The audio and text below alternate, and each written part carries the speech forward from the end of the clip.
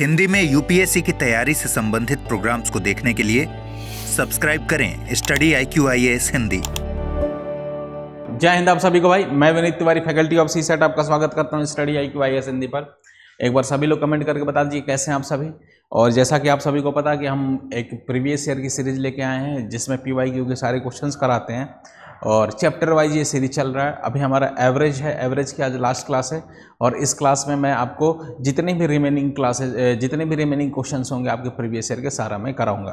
फिर उसके बाद से नया चैप्टर स्टार्ट करूँगा। बच्चों की डिमांड थी कि सर जिन चैप्टर्स के कॉन्सेप्ट्स हो चुके हैं उनकी क्लासेज आप थोड़ा पहले लीजिए, तो मैं आपको बता दूं कि प्लेलिस्ट बना हुआ है। अगर प्लेलिस्ट में देखेंगे तो एवरेज की भी बेसिक कॉन्सेप्ट की क्लास में ले चुका था। अगर आप थोड़ा सा सर्च करेंगे थोड़ा पुरानी क्लास दिखेगी, लेकिन आपको पिछले साल मैंने लिया था उसकी बेसिक कॉन्सेप्ट क्लास, तो उसमें आप एक बार कॉन्सेप्ट क्लियर कर सकते हैं, फिर एवरेज वाली क्लास में आप इसको कंटिन्यू कर सकते हैं। बाकी समझिए, समझाने के लिए मैं इतना कोशिश करता हूं कि आपको अगर पहले से कुछ कॉन्सेप्ट पढ़े भी नहीं हो तो आराम से आप कर जाओ, ठीक है। तो इन्हीं सब बातों का ध्यान रखते हुए चलिए मैं एक और इन्फॉर्मेशन बता दूं कि मेरा ये ईमेल आईडी है vinit.tiwari@studiiq.com। इस पर आप मेल कर सकते हैं। ये मेरा टेलीग्राम चैनल है विनीत तिवारी मैथ्स, इससे आप जुड़ जाइए। इस क्लास की PDF वगैरह इसी में मिलती है, ओके। और कोई भी कोर्सेज वगैरह P2I बैच हमारे आते हैं, आ रहे हैं, और P2I बैच में एनरोल करने के लिए आप VT लाइव कोड का इस्तेमाल करिए। और सेपरेट CSET का भी बैच अगर आपको चाहिए तो डिस्क्रिप्शन बॉक्स में CSET की बैच का भी लिंक मिल जाएगा। अगर VT लाइव कोड का इस्तेमाल करेंगे, हाँ जी VT लाइव इस कोड का इस्तेमाल करेंगे तो आपको मैक्सिमम डिस्काउंट मिल जाएगा। और अगर आप करेंगे प्रीलिम्स से इंटरव्यू तक के बैच में तो आपको CSET भी उसमें इंक्लूडेड मिलेगा, SIP प्रोग्राम मिलेगी और उसके बाद से मेंस रेजिडेंशियल प्रोग्राम मिलेगा, तो उस बहुत सारा ऑफर, ओके। और फैकल्टी कोड लगाना ना भूले VT लाइव कभी भी एडमिशन लेते समय। सेपरेट CSET का भी बैच अगर आपको पढ़ना होगा तो उसमें भी आप इस कोड के साथ एनरोल कर सकते हैं। करेंगे तो आपको मैक्सिमम डिस्काउंट मिलेगा और उसके बाद से मेरा पर्सनल मेंटोरशिप मिल जाएगा CSET के रिकॉर्डिंग। कुछ भी आपको प्रॉब्लम होगी या आपको कुछ और पूछना होगा UPSC की प्रीलिम्स में, अगर आपको तैयारी में कुछ गाइडेंस चाहिए तो वो भी मैं आपको हमेशा आपके लिए तैयार हूँ। पर्सनल डाउट सेशन बना देता हूँ, डाउट्स क्लासेस लेता हूँ, डाउट का ग्रुप बना देता हूँ। और सबसे इम्पॉर्टेंट बात कि जैसे एग्ज़ाम आता है, अगर आप हमारे पेड बैच में एनरोल करेंगे तो एग्ज़ाम के पहले रिवीजन बहुत सारा हो जाता है और इम्पॉर्टेंट जितने भी क्वेश्चंस होते हैं उसको मैं वहाँ पे कराता हूँ, ओके। तो आप लोग जुड़िए हमारे बैचेस से। फिलहाल मैं आपको प्रीवियस ईयर की कक्षा में आज कुछ क्वेश्चंस बच रहे थे, उनका मैं आज सॉल्यूशन बता देता हूँ, ठीक है। ये देखिए, ये एक हमारा, ठीक है, ये क्वेश्चन देखिए 2017 का है, CSET 2017 का। और इस क्वेश्चन को एक बार पढ़ते हैं। और इस क्वेश्चन का एक बड़ा प्यारा कॉन्सेप्ट है और इस कॉन्सेप्ट को मैं करा चुका हूँ चैनल पे। तो कह रहा है कि 13 2 अंकीय क्रमागत विषम संख्या है, यदि ऐसी प्रथम 5 संख्याओं का माध्य 39 है तो सभी 13 संख्याओं का माध्य क्या हो गया, ओके। अब देखिए ये विषम संख्या दे रखा है ना, तो इसका अगर करने का तरीका आप ढूंढोगे तो बहुत टफ होगा। और ये क्वेश्चन अपने आप में बहुत शानदार क्वेश्चन है। इसको भी किसी भी मेथड से करेंगे तो आपको बहुत परेशानी होगी और इसका आंसर शायद आप निकाल भी ना पाए, ओके। अगर आपका कॉन्सेप्ट बहुत स्ट्रांग नहीं होगा, अगर कैलकुलेशन पे कमांड नहीं होगी तो आप इसका आंसर निकाल नहीं सकते, ठीक है।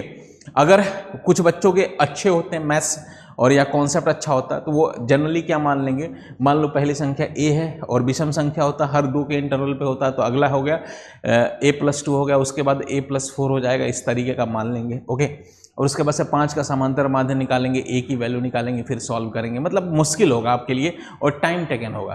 तो देखो ऐसे क्वेश्चंस करने का मैंने हमेशा बोला कि प्रीवियस ईयर करने का एक हथकंडा है, UPSC हो या किसी भी एग्जाम के लिए, खासतौर से UPSC के लिए आपको कुछ थोड़ा अलग तरीके से सोचेंगे तो आपका प्रीवियस ईयर का क्वेश्चंस मुश्किल नहीं होगा, बहुत आसानी से हो जाएगा।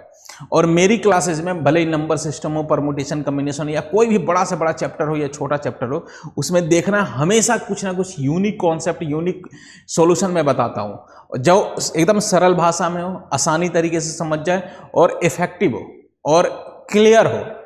ऐसा नहीं कि मैं हर क्वेश्चन के लिए एक नया ट्रिक बताता हूँ, ट्रिक भी नहीं बताता हूँ, लेकिन सोचने का जो तरीका है ना, मैथ्स एक ऐसी चीज़ है कि अगर इसको आप जैसे कोई चीज़ टफ दिख रही है ना मैथ्स में, अगर उसको थोड़ा सा डेटा एडजस्टमेंट करके सोचोगे या कुछ एग्जाम्पल लेके सोचोगे तो वही बहुत आसान हो जाती है। यही खूबसूरती है मैथ की।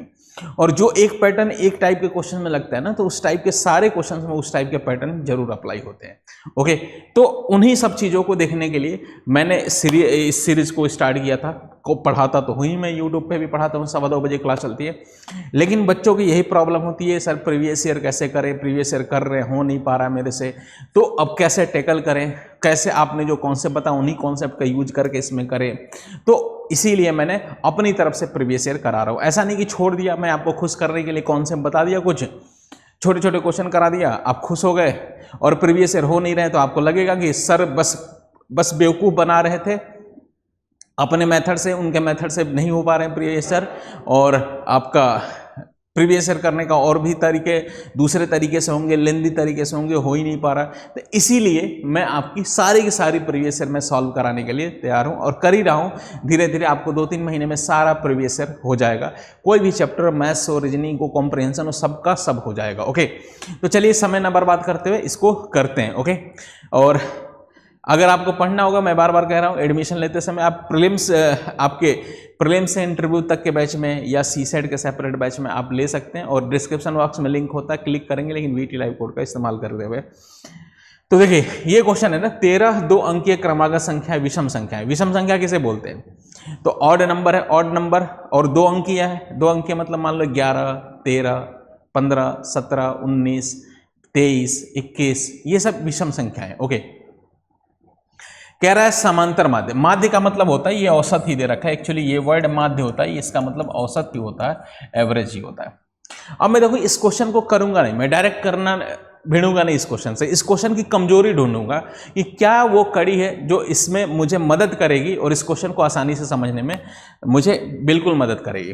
तो मैं ऐसा करता हूं, देखो क्रमागत वर्ड बोला ना, लगातार, क्रमागत मतलब लगातार है। Okay, consecutive word odd number से, और उसके बाद से मैं एक छोटा एग्जाम्पल अपनी तरफ से मानता हूं, फिर उसके बाद से मैं एनालिसिस करके फिर उसके बिहाफ पे इसका आंसर दूंगा। देखना एकदम मक्खन जैसा आंसर होगा। ठीक है, मैं ऐसा करता हूं, देखो मैं कुछ क्रमागत ऑड नंबर मानता हूं, मान लो 3, 5, 7, 9, 11, ऐसा मान लिया, 5 क्रमागत ऑड नंबर मान लिया। ठीक है, अब जरा इनके एवरेज निकालने की बात होगी, तो एवरेज कैसे निकलेगा? तो एवरेज वही है 3 + 5 + 7 + 9 + 11, सभी संख्याओं को जोड़ दिया हमने, 1 2 3 4 5 जोड़ लिया, और नंबर ऑफ टर्म्स कितने हैं? 5 है, तो 5 से डिवाइड करूंगा। ठीक है, तो क्या आ जाएगा जरा देखेंगे, तो निकालेंगे तो 5 3 8, 8 7 15, 15 और 9 हो गया 24, 24 और 11 हो गया हमारा, 24 और 11 हो गया 35। 35 को अगर मैं 5 से डिवाइड करूं तो हमारा एवरेज आ गया 7। तो इसका एवरेज निकल के आएगा मेरे लाल, कितना आ गया? तो 7 आ गया। बात समझिएगा, इसका एवरेज क्या आ गया? 7। ओके, सबको जोड़ा, नंबर ऑफ टर्म्स 5 था, वो कर लिया। ये 5 क्रमागत संख्या लिया, वैसे मैं 7 क्रमागत संख्या लेता हूं। ठीक है, जैसे मैं ले लेता हूं 15, 17, 19, फिर उसके बाद से 21, 23, फिर उसके बाद से लेता हूं 25 और उसके बाद से 27। ये 7 क्रमागत संख्या 1 2 3 4 5 6 7 हो गए। अब इनके एवरेज की बात करूं तो आप निकाल लीजिएगा सबको जोड़ के, और 7 से डिवाइड करेंगे तो इसका एवरेज मैं 100% बता रहा हूं, ये 21 होगा। तो ये 21 आ गया। ठीक है, ऐसे अगर मान लो मैं ले लूँ 9 क्रमागत संख्या ले लो, कोई भी ले लेता हूँ, एग्जाम्पल ले लेता हूँ, मान लो मैंने लिया 21, फिर मैंने लिया 23, फिर उसके बाद से मैंने लिया आपका 25, लगातार क्रमागत की बात कर रहा हूँ, क्रमागत लगातार वाले लेता हूँ। 25 हो गया, फिर उसके बाद से 27 हो गया, फिर उसके बाद से 29 हो गया, फिर उसके बाद से 31 हो गया, फिर उसके बाद से 33 हो गया, फिर उसके बाद से 35 हो गया, फिर उसके बाद से 37 हो गया, फिर उसके बाद से आपका 39 हो गया, फिर उसके बाद से 41 हो गया। जरा देखता हूँ 9 हो गया कि नहीं, कि 9 से ज़्यादा तो नहीं हो गए। 1 2 3 4 5 6 7 8 9 10 11, चलो 11 पे ही निकाल लेते हैं। ठीक है, 11 लगातार क्रमागत संख्याएं और ऑड है। ओके, अब इनके एवरेज की बात करूँ तो एवरेज क्या निकल के आएगा, जरा ध्यान से देखिएगा। तो एवरेज निकल के आएगा मेरे लाल, क्या आएगा? देखिए 1 2 3 4 5 6 है ना, तो 11 संख्या है, तो इसका एवरेज 1 2 3 4 5, ये हमारा 31 आएगा। 1 2 3 4 5, तो इसका एवरेज निकालेंगे 31 आएगा। आप घर पे चेक कर सकते हैं, इनको जोड़िए सबको, और नंबर ऑफ टर्म्स 11 से 11 है नंबर ऑफ टर्म्स, उससे डिवाइड करेंगे तो हमारा एवरेज यही आएगा। तो आपने एक शानदार ऑब्जर्वेशन देखा।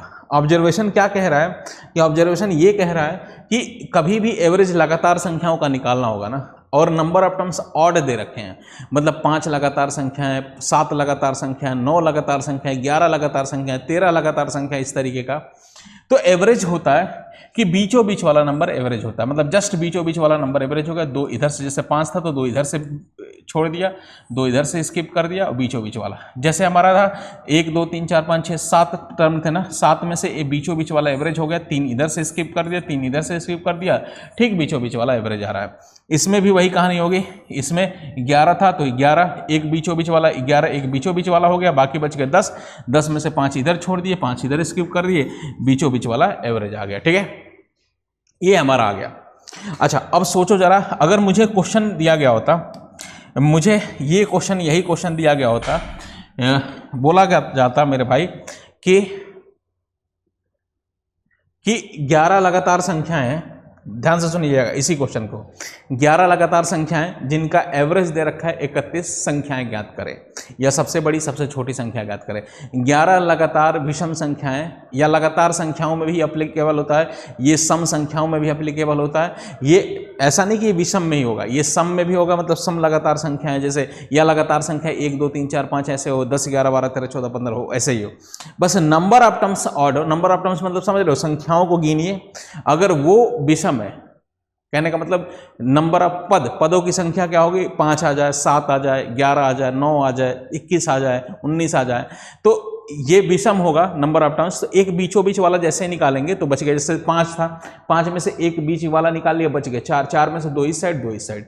जैसे नंबर ऑफ टर्म्स इसमें कितने थे, 7 थे, 7 में से एक बीचों बीच वाला निकाल लिया, बच गए 6, 6 में से 3 इस साइड 3 इस साइड। जैसे नंबर ऑफ टर्म्स इसमें कितने थे, तो इसमें 11 थे, एक बीचों बीच वाला निकाल लिया, बच गए कितने, तो बच गए हमारे 10, 10 में से 5 इधर 5 इधर हो गए। ठीक है, अगर मुझे एक क्वेश्चन सिंपल सा पूछता मेरे भाई कि ये कॉन्सेप्ट भी है, समझ ले, प्रीवियस ईयर में बस प्रीवियस ईयर क्वेश्चन ही नहीं करा देता, उसके पीछे की थोड़ी जानकारी भी देके मैं कराता हूँ कि आप रिलेट कर पाएं, आपको बोरिंग क्लास ना लगे। और दूसरी बात है कि जो कम भी पढ़ा लड़का वो भी पता चल जाए उसको भी, या जो बहुत अच्छा भी लड़का उसको भी एक नई ट्रिक, नई तरीका, नया अप्रोच पता चल जाए। ठीक है, अब देखिए यही क्वेश्चन दिया होता है कि 11 लगातार संख्याओं, मुझे क्वेश्चन दिया जाता है 11 लगातार संख्याओं का एवरेज 31 है, 11 लगातार विषम संख्याओं का एवरेज 31 है, तो सभी संख्याएं ज्ञात करें। तो मुझे पता है, एक बात समझ में आ गई कि मुझे पता है कि बीचों बीच वाला जो नंबर होता है ना वो एवरेज होता है, मतलब 31 एवरेज है इसका। इस क्वेश्चन में दिया जाता है 11 लगातार, ऐसे बोल देता है 11 लगातार विषम संख्याओं का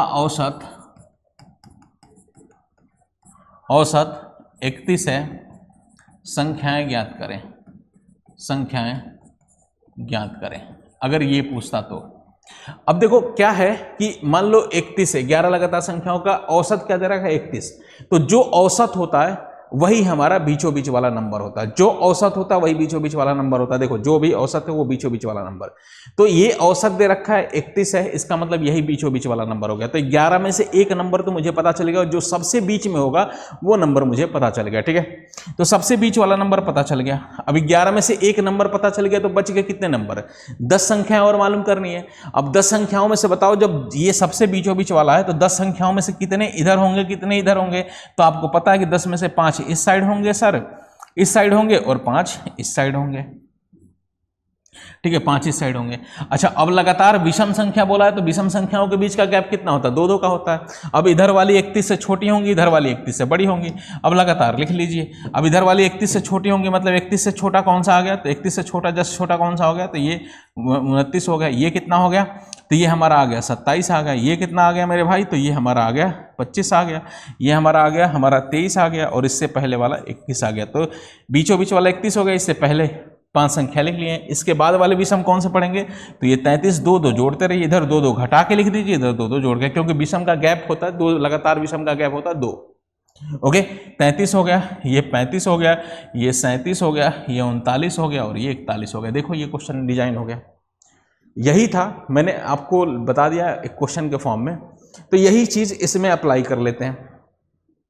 अब कह रहा कि 13 लगातार क्रमागत विषम संख्या है। अब 13 की बात नहीं कर रहा, कह रहा कि उसमें से प्रथम 5 संख्याओं का माध्य औसत है 39 है। तो प्रथम 5 का दे रखा है तो बस 5 की ही बात करते हैं। तो प्रथम 5 मतलब 5 में से ये माध्य मतलब 5 जो होंगे उसमें से 5, जैसे ये 5 संख्या है, शुरू के 5 होंगे तो ये उसका इनका एवरेज दे रखा है हमारा 39 दे रखा है। इसका मतलब बीचों बीच वाला नंबर 39 होगा। 5 में से बीचों जो सबसे बीच में आएगा 39 होगा। अब इसके पहले वाला कौन सा हो गया, तो इससे पहले वाला हो गया, लिखिए या मत लिखिए कोई फर्क नहीं पड़ता, 37 हो गया, और इससे पहले जस्ट पहले 35 हो गया। इसके बाद वाला 41 हो गया, और इसके बाद वाला क्या होगा, 43 हो गया। तो 5 संख्या तो पता चल गई, देखो झटके में पता चल गई।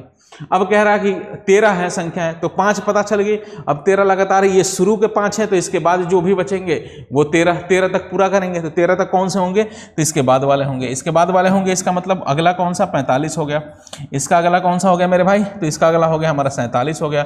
इसका अगला कौन सा हो गया, 49 हो गया। इसका अगला क्या हो गया, 51 हो गया। इसका अगला क्या हो गया, 53 हो गया। इसका अगला क्या हो गया, 55 हो जाएगा। इसका अगला क्या हो गया, तो इसका अगला हो जाएगा हमारा 57 हो गया। इसका अगला हो गया हमारा 59 हो गया। ठीक है, देखते हैं 13 हो गया क्या, 1 2 3 4 5 6 7 8 9 10 11 12 13 हो गए। ठीक है, 13 हो गए। 1 2 3 4 5 6 7 8 9 10 11 12 13 लगातार संख्या यही हो गए। अब कह रहे हैं इनका माध्य क्या होगा, माध्य मतलब बीचों बीच वाला नंबर होगा। तो बीचों बीच वाला नंबर 13 में से बीचों बीच वाला कौन सा पड़ेगा जरा बताइए। तो 13 में से एक जो बीचों बीच वाला उसको हटा के बाकी बच गए 6, तो 6 इस साइड से, 6 उधर से छोड़ने पड़ेंगे। 6 इधर से छोड़िए, 1 2 3 4 5 6, तो 6 स्किप कर दिया, ये इधर से भी 6 स्किप कर देंगे, 1 2 3 4 5 6, तो बीचों बीच वाला कौन सा बच गया, तो 47 हमारा बच गया, और 47 हमारा सही आंसर है। ठीक है, ये समझ गए आप, ओके, आई बात समझ में। ठीक है, क्या कह रहा था कि प्रथम 5 संख्याओं का माध्य दे रखा है। ये बहुत खतरनाक क्वेश्चन है, ये समझ लीजिए। प्रथम 5 का माध्य 39। अच्छा, आपको इतना लिखने की जरूरत नहीं है, इतना लिखने की जरूरत नहीं है। अब मान लो ये 39 हो गया, ये कौन सा पद 5 में से, ये तीसरा पद होगा। 5 में से बीचों बीच वाला तीसरा हो गया, तीसरा 39 हो गया, तो चौथा पांचवा ऐसे करके कर सकते हैं। तो 13 में से कौन सा होगा बीच वाला, तो 13 में से बीच वाला कौन सा होगा, तो 7वां टर्म होगा। 6 इधर से छोड़ेंगे, 6 इधर से। जब तीसरा टर्म 39 है, जब तीसरा टर्म 39 है, तो 7वां टर्म क्या होगा, तो तीसरा 39 है, तो 39 के बाद तीसरा 39, तीसरा चौथा पांचवा छठा सातवां, सातवां यहाँ बार आएगा, देखो तीसरा चौथा पांचवा छठा सातवां। अब 39 के बाद जोड़िए, 39 के बाद 41 आ गया, 41 के बाद ये कितना आ जाएगा, 41 के बाद अगला कौन सा आ गया, तो 43, 43 आ गया, 43 के बाद 45 आ गया, 45 के बाद 47 आ गया, मतलब 47 आंसर। चुटकियों में सोच के आंसर बता देंगे, लेकिन आपको थोड़ा सा ऑब्जर्वेशन पता होना चाहिए कि क्या हो रहा है। अच्छा, अब ये यही नहीं होगा, ये कॉन्सेप्ट बहुत सारे क्वेश्चन में अप्लाई हो जाता है। यही तो मैं सिखाता हूँ, जब मैं पढ़ाता हूँ तो यही सिखाता हूँ। और इतनी छोटी छोटी बातें सीखोगे तो बहुत आसानी से आप मैथ्स को आसानी से कर लोगे। और आप जो सीसेट में आप परेशान होते हैं ना कि कैसे करें क्वालिफाई, क्या करें, सर बहुत मुश्किल लग रहा है, तो आपको ऐसे ही क्वेश्चंस ढूंढने हैं और करने हैं। और मैं टेक्निक इन्हीं की बताता हूँ अपने बैचेज वगैरह में। यूट्यूब पे भी पढ़ाता हूँ तो बताता हूँ, पेड में तो पढ़ाता ही पढ़ाता हूँ, उसमें तो सीक्वेंस हर चीज़ सारी टेक्निक से बता देता हूँ, मतलब मज़ा आ जाता है उसमें। ओके, तो यही सब होता है। और मेरी मजबूरी इस क्लास में कि इसके जैसा और क्वेश्चन मैं दे नहीं सकता। ठीक है, क्योंकि हमारा ट्रैक चेंज हो जाता है, ये पूरा इस क्लास की थीम चेंज हो जाएगी, क्योंकि इसमें मात्र प्रीवियस ईयर में कराने की बात करता हूँ। ठीक है, फिलहाल मेरी कोशिश रहती है कि ऐसा ही मैं लिख देता हूँ, उसका रिवीजन कर लीजिए। ठीक है, मैं कहूँ कि मैं लिख देता हूँ कि 17 लगातार सम संख्याओं में से प्रथम 7 संख्याओं का औसत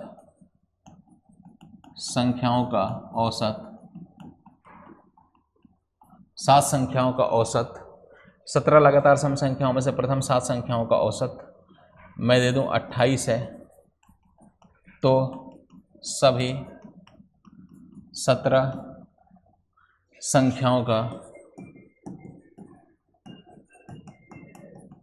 औसत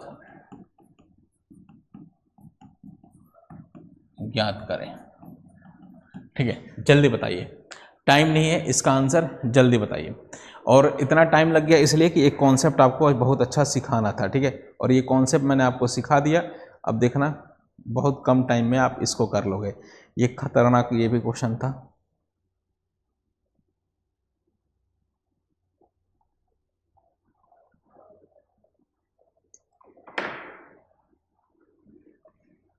ठीक है, जरा देखिए,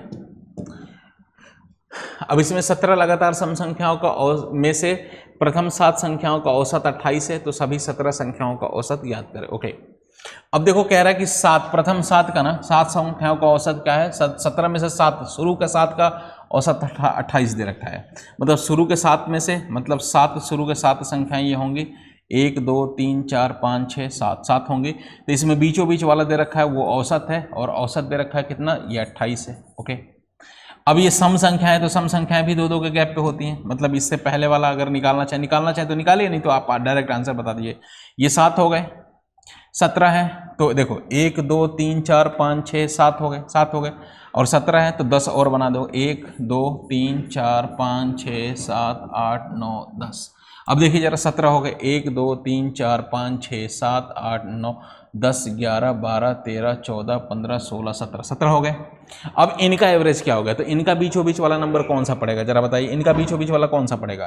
तो देखिए एक 17 में से 17 है, तो 17 में से तो एक बीचों बीच हो जाएगा, बच गए 16, 16 में से मतलब 8 इस साइड छोड़ने पड़ेंगे, 8 इस साइड, तो इधर से 8 गिनिए, 1 1 2 3 4 5 6 7 8, मतलब 8 यहाँ से हो गया, 8 इधर से भी देख सकते हैं, 1 2 3 4 5 6 7 8, 8 इधर से स्किप कर दिया।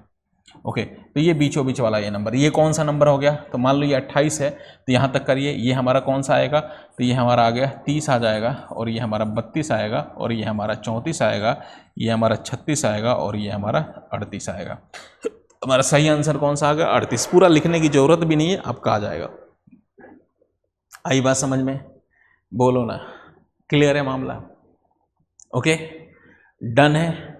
ओके, तो ये क्वेश्चन है, बहुत खतरनाक क्वेश्चन है, लेकिन चुटकियों में आप आंसर बता ले गए। ओके, 17 में से 7 हो गए, 7वां ये चौथा नंबर पता है हमें, चौथे के बाद हमारा 17 में से अगला कौन सा सब बीचों बीच वाला होगा, तो हमारा 9वां नंबर बीचों बीच वाला होगा, तो ये हमारा चौथा नंबर है, तो 5वां नंबर, 6ठा नंबर, 7वां नंबर, 8वां नंबर, 9वां नंबर, और 9वां नंबर हमारा 38 होगा। 28 के बाद 2 सम संख्या, तो 2 2 के गैप पे होंगे, 2 जोड़ा 2 जोड़ा 2 जोड़ा 2 जोड़ा 2 जोड़ा, ठीक है, ये बड़ा शानदार तरीका। अच्छा, अब कुछ लोगों को पता, कुछ लोगों को लगेगा कि सर ये नंबर ऑफ टर्म्स ये 17 दिया, इसकी जगह अगर 18 देते, मतलब ऐसा नंबर देते कि बीचों बीच वाला डिसाइड ना होता, तो क्या करते, ये भी कॉन्सेप्ट क्लास में मैं करा चुका हूँ। ऐसा नहीं कि ये बस इसी में अप्लाई होता है, ये जो मैं भी एक कॉन्सेप्ट बताता हूँ ना, उस टाइप के सारे क्वेश्चंस में अप्लाई होता है। ऐसा नहीं कि मैं कैप्सूल दे देता हूँ कि इसमें लग जाएगा, उसमें नहीं लगेगा, उसमें लगेगा, इसमें नहीं लगेगा, ऐसा बिल्कुल नहीं होता। तो आप ये मिथ, ये भ्रम छोड़ दीजिएगा कि बस इसी में लगेगा। मेरी यहाँ मजबूरी है, मैं आपको पढ़ा नहीं सकता पूरा का पूरा, ठीक है, क्योंकि प्रीवियस ईयर का फिर थीम चेंज हो जाएगा, इसलिए मैं यहीं पे होल्ड करता हूँ। जब मैं जहाँ पढ़ाऊँगा वहाँ पे सीख लीजिएगा। वैसे मैंने शायद इसकी क्लास ले रखी है, आप एक बार प्लेलिस्ट में देख लीजिएगा, ठीक है, कॉन्सेप्ट्स। अब उसके बाद से आगे बढ़ते हैं हम लोग। उसके बाद से देखिए कुछ और क्वेश्चंस हैं। जैसे एक ये क्वेश्चन था, बड़ा प्यारा क्वेश्चन था, इसकी जगह मैं इससे और इसको एक साथ कराता हूं मैं, ठीक है। ये क्वेश्चन है 2016 का था, कह रहा है कि 5 व्यक्तियों में से किसी एक परिवार पांच व्यक्तियों में से किसी एक परिवार के प्रति माह के व्यक्ति, मतलब किसी ये प्रति माह की औसत आय दे रखा है, मतलब पांचों का औसत आय कितना दे रखा है, ये दे रखा है हमारा 10,000 दे रखा है।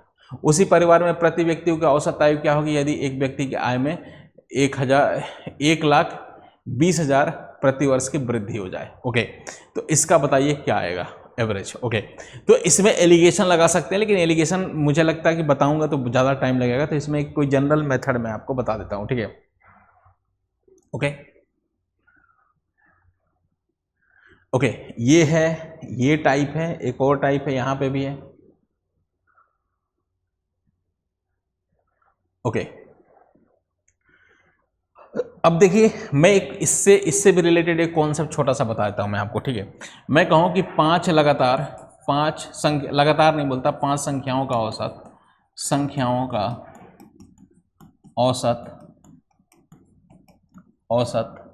25 है। मैं कहूँ कि यदि एक संख्या को 20 से बढ़ा दूं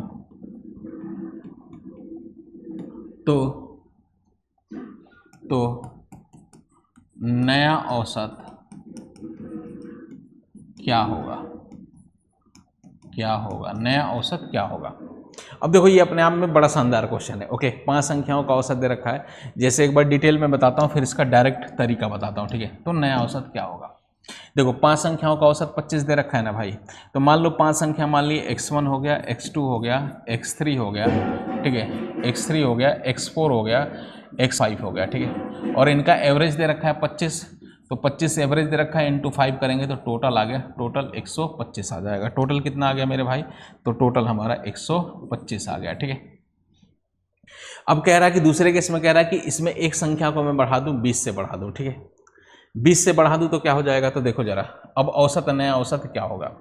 अब 20 से बढ़ा देता हूं तो x1 वही था, x2 वही था, x3 यही था, x4 वही था, ठीक है, x5 को ही मैं बढ़ा देता हूं 20 से, इसी को 20 से बढ़ा देता हूं। अब इसका एवरेज पूछा है कि क्या होगा, तो एवरेज हमें पता नहीं क्या होगा, तो एवरेज ए फॉर एवरेज मान लिया हमने, ए फॉर इसी का तो निकालना है। इस 20 बढ़ाने के बाद एवरेज नया क्या हो गया, तो इसको मैंने मान लिया 20 हो गया, इसको मान लेंगे ए एवरेज हो गया, यही ए की वैल्यू निकालनी है, ठीक है। अब कितनी संख्या, 1 2 3 4 5, अच्छा ये 20 को संख्या मत मानिए, यही संख्या है, इसी को 20 से बढ़ा दिया। मान लो यहाँ मान लो 15 होता तो 15 को 20 से बढ़ा के 35, ये एक ही संख्या है, x5 और 20, ये एक ही संख्या प्लस 20। ऐसा मत कहिएगा 1 2 3 4 5 6 संख्या हो गई, ये एक ही संख्या, इसी संख्या को बढ़ा दिया गया तो वो तो संख्या वही रहेगी ना। ओके, अब 5 ही संख्या है, 1 2 3 4 5, तो n2 का 5 कर लिया, ये हमारा मतलब 5a हो गया। ओके, अच्छा अब थोड़ा सा इसको सॉल्व करने की कोशिश करेंगे, तो x1 हो गया, x2 हो गया, x3 हो गया, x4 हो गया और ये x5 हो गया। ओके, प्लस का 20 हो गया। अब देखो ना जरा, ये हो गया हमारा किसके, 5a के बराबर, बड़ा आसान है। अब इसको जरा ध्यान से देखेंगे मेरे भाई। अब अगर ध्यान से देखेंगे तो इस वाले इक्वेशन में पहले वाले में x1 से लेके x5 तक अगर जोड़ा गया है तो इसका 125 वैल्यू आता है, x1 से x5 तक। यहाँ भी देखेंगे, यहाँ से x1 से लेके x5 तक अगर आप जोड़ेंगे तो इसकी वैल्यू कितनी है, ये 125 है। x1 से लेके x5 तक जोड़ेंगे, ये कितना है, 125 है। इसका मतलब हम क्या कर सकते हैं कि 125 है, ये 125 हो गया, प्लस का 20 हो गया और इक्वल टू किसके बराबर, 5a के बराबर हो गया, ठीक है, 5a के बराबर। तो 5a की वैल्यू कितनी होगी मेरे भाई, तो 125 और 20 कितना हो गया, तो 145 हो गया। 145 को 5 से डिवाइड करेंगे तो 5 दूना 10 और 5 दूना 10, 5 9 45, ठीक है, मतलब 29 आ गया। तो यहाँ से फाइनली a की वैल्यू कितनी आ गई, 29। मतलब कुल मिला के कि अगर एक संख्या को 20 से बढ़ा दूं तो एवरेज हमारा 29 हो जाएगा, सॉरी 29 हो जाएगा, 39 हो गया, 29 हो जाएगा। ओके, अब लाल, अब जरा समझिए, अब क्या इतना करना था। देखो एक बार जिनको थोड़ा सा डिटेल की आदत होती है उनके लिए बता दूं, रिपीट कर देता हूँ। x1 से लेके x5 तक 5 संख्याओं का औसत दिया था, तो मान ले 25 हो गया, एवरेज दिया था, गुणे 5 किया तो ये टोटल आ गया। टोटल संख्या एवरेज दिया होता, जितना उसमें मल्टीप्लाई कर देते हैं उसी नंबर से 5 से, तो ये हमारा टोटल आ जाता है, ठीक है। अच्छा अब देखो कह रहा है कि एक संख्या को 20 से बढ़ा दिया, एक संख्या को 20 से बढ़ा दिया, तो x1 x2 x3 x4 ये x5 है, और इसी को मैंने 20 से बढ़ा दिया, 20 से बढ़ा दिया, कोई बात नहीं। तो अब ये एवरेज इसी केस में पूछा है, 20 से बढ़ाने के बाद औसत क्या होगा, तो औसत मैं मान लेता हूँ यही है, तो a गुणे, अब ये 5 संख्या है, गुणे 5 करेंगे तो 5 हो गया। ध्यान से देखूंगा x1, इसमें भी x1 से x5 तक आया, और देखो x1 से x5 तक की वैल्यू क्या दे रखी, जोड़ने के बाद 125, तो इसकी जगह पूरे की जगह 125 रख सकता हूँ, तो 125 प्लस 20 हो गया, ये 5a के बराबर। तो 125 और 20 ऐड करेंगे तो 145 हो गया, 5 से डिवाइड करेंगे तो 29 हो गया हमारा। अब इसको इतना करने की जरूरत नहीं, आप डायरेक्ट भी कर सकते हैं मेरे भाई। देखो जरा, 5 संख्याओं का औसत कितना दे रखा था, 5 संख्याओं का औसत 25 दे रखा था ना। कह रहा है कि एक संख्याओं को 20 से बढ़ा दिया, 20 से जितना भी बढ़ गया ना इन सबके हिस्से में बांट दो। मतलब 5 संख्याओं का औसत कितना होता है, 25 से, 25 का मतलब सभी पांचों का वैल्यू 25 25 25 25 25 मान लेंगे। औसत है इसका मतलब उसको सबको उतना ही मान लेंगे, 25 25 25 25 25 ही मान लेंगे, ठीक है। जब 25 25 25 ही मान लेंगे, अब देखो क्या है, अब 20 से कोई एक संख्या 20 से बढ़ जा रहा है, तो एवरेज मतलब सबको उतना ही बांटना, सबको बराबर बांटना है, सबको बराबर बांटना है एवरेज मतलब। अब ये संख्याएं 5 है, अगर ये एक संख्या को 20 से बढ़ाए तो इसको बराबर सब में बांट देंगे, बांट देंगे तो मतलब एक के हिस्से में कितना जाएगा, तो एक के हिस्से में 4 4 जाएगा, ठीक है। मतलब यहाँ पे एवरेज कितना था, 25 25 25 था, अब क्या हो जाएगा 25 + 4 25 + 4 25 + 4 हो गया, मतलब 39 29 29 29 29 होगा, 29 29 29। बड़ा आसान है। क्या किया, 20 से बढ़ाया तो 20 को सबके हिस्से में बांट दो, 5 संख्या है तो 5 में बांट दिया, तो एक के हिस्से में कितना जाएगा, तो एक के हिस्से में जाएगा 4 4, तो सबका 25 25 25 था, अब 4 4 4 ऐड कर देंगे, मतलब सबका 29 29 29 ही हो जाएगा। अगर मान लो कह रहा कि 5 संख्या, अगर मान लो 20 से घटा देते तो क्या होता, 20 से घटा देंगे मतलब सब में से क्या सबको बांटेंगे, 20 को 5 लोगों में बांट देंगे, तो एक हिस्से -4 गया, तो 25 में से 4 घटा देंगे, 4 घटा देंगे तो 21 21 21 21 ये हो जाएगा। ठीक है, अच्छा अब देखो इस पे आते हैं क्वेश्चन पे। अच्छा कह रहा है कि यदि एक व्यक्ति की आय इतना रुपये प्रति वर्ष बढ़ा दिया जाए। अब देखो सेम वही है, सेम वैसा ही क्वेश्चन है क्या, कह रहा है कि 5 व्यक्तियों में से किसी एक परिवार के किसी एक व्यक्ति को सबका दे रखा है, सबका मतलब 5 का दे रखा है, कितना है 10,000 है। ठीक है, ये 10,000 है। ओके, अब कह रहा है एक आदमी है उसका आय बढ़ गया, ये इतना बढ़ गया। अच्छा ये बढ़ रहा है सालाना बढ़ रहा है मेरे भाई, देखो ये प्रति वर्ष है और ये हिसाब किसका है, तो ये प्रति माह का हिसाब है। ठीक है, औसत आय प्रति माह का हिसाब है, मतलब ये सालाना बढ़ा है, मतलब उस व्यक्ति का पूरे साल में 1,20,000 मिलेगा, मतलब पूरे महीने कितना मिलेगा, तो एक साल में कितना आ गया, तो एक्चुअली महीने के हिसाब से अगर इसको देखेंगे तो ये हमारा मात्र 10,000 ही बढ़ा है, मात्र 10,000। हर महीने 10,000 बढ़ेगा तभी तो पूरे साल का 1,20,000 होगा, तो इसका मतलब इस व्यक्ति का हर महीने 10,000 10,000 10,000 बढ़ गया। ठीक है, ओके, अब क्वेश्चन उसी तरीके से बोल दिया कि 5 संख्याओं का औसत दे रखा है 10,000, एक संख्या को 10,000 से बढ़ा दिया तो नया औसत क्या हो गया। अब मैंने बोला जितना बढ़ाते हैं उसको सबके हिस्से में बांट दिए, मतलब 10,000 से बढ़ा, ओके 10,000 से बढ़ा, अब इसको सबके हिस्से में बांटेंगे, कितने हैं 5 व्यक्ति हैं, 5 व्यक्ति में तो एक के हिस्से में कितना आएगा, तो एक के हिस्से में 5 दूना 10, मतलब 2-2 रुपये जाएंगे। ठीक है, अब यहाँ पे सबका क्या था, एवरेज था हमारा 10,000 था, सबका 10,000 10,000 10,000, अब ये जो हमारा 2-2 सबके हिस्से में जाएंगे तो और क्या ऐड हो जाएगा, एवरेज बढ़ जाएगा सबका कितने से, तो 2-2 से, मतलब अब नया एवरेज क्या हो गया 12,000 12,000 12,000 12,000 ये हो जाएगा। ठीक है, 12,000 12,000 12,000, तो अब नया एवरेज क्या आ जाएगा मेरे भाई, तो ये हमारा 12,000। ये बड़ा प्यारा क्वेश्चन है, अगर इसको आप अलग किसी भी तरीके से करेंगे तो इतना आसान सॉल्यूशन नहीं बता सकते। अब कुछ लोगों को लग रहा होगा यहाँ कन्फ्यूजन हो सकता है कि सर ये आप 12 से क्यों डिवाइड किए, तो देखो जरा बता, ये जो एवरेज है ना ये प्रति माह दे रखा है और ये क्या है, ये सालाना पर साल की बात कर रहा है, तो भाई पूरे साल और पूरे महीने को एक साथ थोड़ी कर सकते हैं, तो आपको क्या करना चाहिए, इसको महीने के हिसाब से ही कन्वर्ट कर लीजिए, मतलब पूरे साल में उसको 1,20,000 एक्स्ट्रा मिलेंगे तो महीने के हिसाब से कितना मिलेंगे, तो हर महीने के हिसाब से उसको 10,000 ही तो मिलेंगे, साल में 12 महीने होते हैं, 1,20,000 को 12 से डिवाइड करेंगे तो हर महीने उसको 10,000 एक्स्ट्रा मिलेंगे। ठीक है, तभी तो जाके पूरे साल में 12,000 होंगे। इसका मतलब क्वेश्चन कुछ इस तरीके से बना कि 5 व्यक्तियों का औसत आयु 10,000 है, या 5 संख्याएं का औसत 10,000 है, 10,000 है, और कहा गया कि एक संख्या को 10,000 से बढ़ा दिया जाए। ठीक है, 10,000 से बढ़ा दिया जाए तो नया औसत क्या होगा, नया औसत क्या होगा। ओके, तो नया एवरेज, अब इसका करने का मतलब क्या है कि जितना भी हम बढ़ाते हैं उसको हम सबके हिस्से में बांट देते हैं, सबके हिस्से में बांटेंगे, इसका मतलब एक के हिस्से में कितना जाएगा, 10,000 है, 5 लोग हैं तो 5 लोग 10,000 5-5 लोगों में बांटेंगे तो एक के हिस्से में 2,000 जाएगा, तो एवरेज पुराना 10,000 था प्रति माह, अब 2,000 और बढ़ जाएगा, इसका मतलब अब एवरेज हो गया 12,000। देखो कितना आसान है। अब इसी भी यहाँ पे एक और क्वेश्चन मैं कराता हूं आपको, ये देखिए सेम ऐसा ही।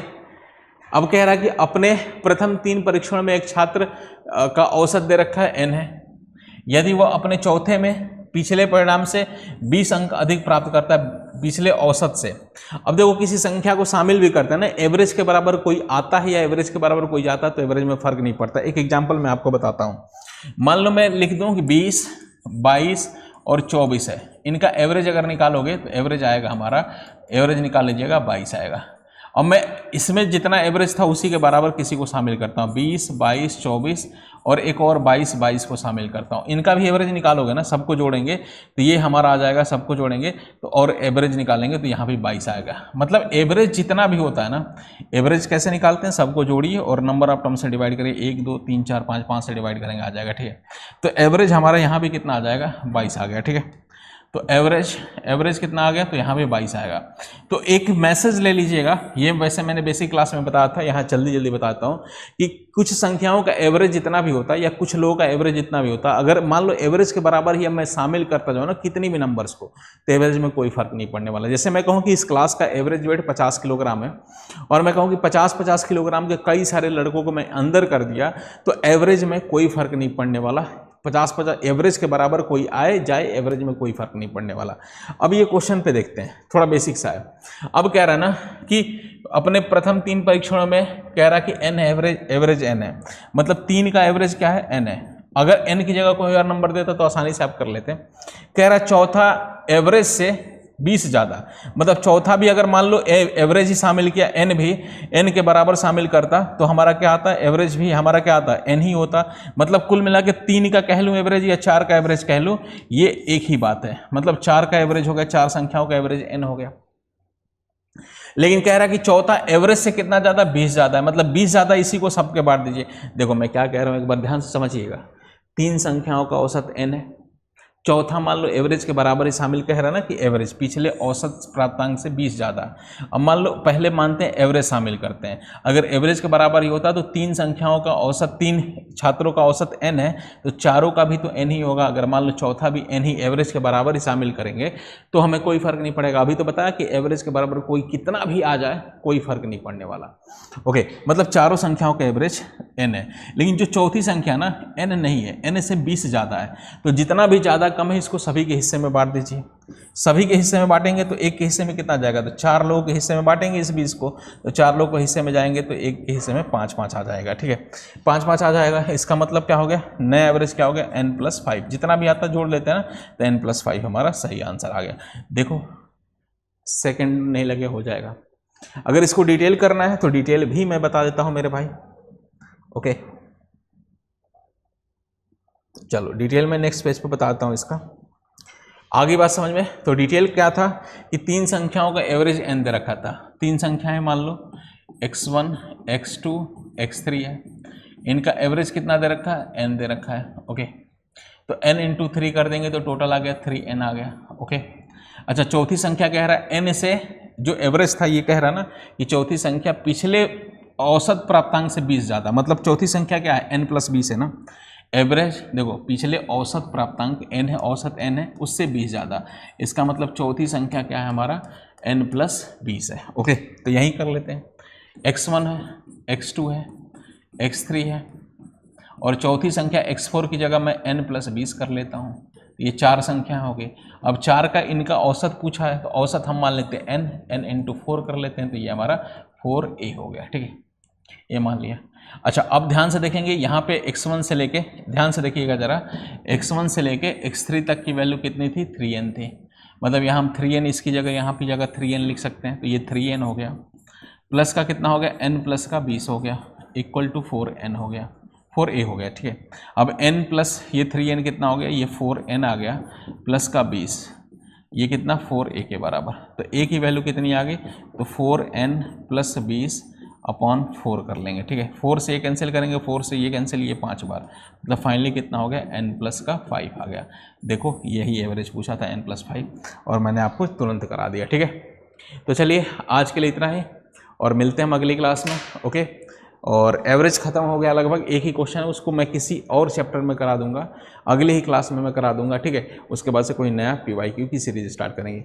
जल्दी आप कमेंट बॉक्स में ज़रूर बताइए कौन सा नया अब स्टार्ट करें। ओके, कौन सा PYQ की सीरीज स्टार्ट करें, कौन सा चैप्टर स्टार्ट करना है, क्लास कैसी लग रही है वो बताइए।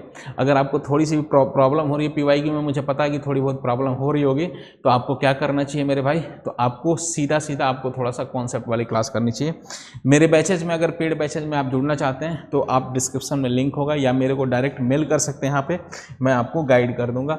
और VT लाइव कोड के साथ कोई भी StudyIQ पे कोई भी कोर्स परचेज कर रहे हैं तो VT लाइव कोड का इस्तेमाल करेंगे तो आपको मैक्सिमम डिस्काउंट मिलेगा। अगर आपको पूछना होगा तो vinit.tiwari@studiiq.com, ये मेरा मेल ID है, इस पर आप इंक्वायरी ले सकते हैं। ओके, विनीत तिवारी मैथ्स, ये मेरा टेलीग्राम चैनल है, इस पर भी आप पिन कर सकते हैं या पूछ सकते हैं, कोई भी कमेंट कर सकते हैं यहाँ पे कि सर मुझे इस बैच में इनरोल करना है, आप थोड़ा गाइड कर दे, तो टीम आपको बता देगी। ठीक है, बाकी अभी के लिए जय हिंद, जय भारत, मिलते हैं अगली क्लास में। हिंदी में UPSC की तैयारी से संबंधित प्रोग्राम्स को देखने के लिए सब्सक्राइब करें StudyIQ IAS हिंदी।